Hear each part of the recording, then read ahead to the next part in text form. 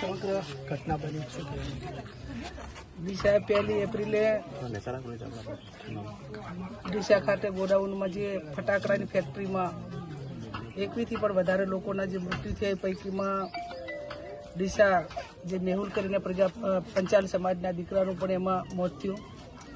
લોકસભામાં તમામને શ્રદ્ધાંજલિ આપી, સરકાર પાસે માગણી કરી.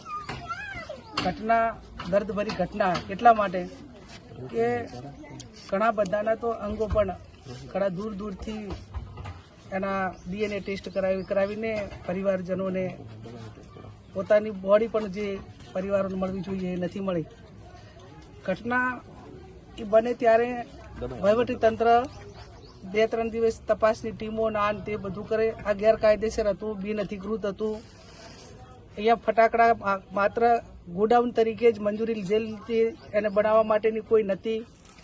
તો જે લાગતા હોતા ફાયર સેફટી હોય કે એને લાગતા જે અધિકારીઓ હોય એમની બેદરકારી સમજો, એમની રેમ નજર દેખો કે એમના ઉપર કોઈ આવી ઘટનાઓ પાછળ એમની કોઈ ગંભીરતા ના હોય. આ તમામ પ્રકારની જે કંઈ એક વહીવટી પ્રક્રિયા છે એ આ તમામ અધિકારીઓની અંદર જવાબદાર છે. હું માનું છું ત્યાં સુધી ગુજરાતની અંદર અનેક આવી ઘટનાઓ બની છે વહીવટી તંત્રની બેદરકારી, વહીવટી તંત્રની મિલીભગતના કારણે. રાજકોટની હોય, ત્યાં મોરબીની હોય, સુરતની ઘટના હોય અને આ પાછી એનું પુનરાવર્તન. એટલે જ્યારે આવી કોઈ ઘટના બને ત્યારે વહીવટી તંત્ર એની પાછળ પગલાં લઈને ગંભીરતાપૂર્વક જે કાર્યવાહી કરવી જોઈએ નથી થતી. એના માટે કરીને આવી પ્રક્રિયાઓ અટકાતી નથી અને નિર્દોષ લોકોના જીવ જાય છે.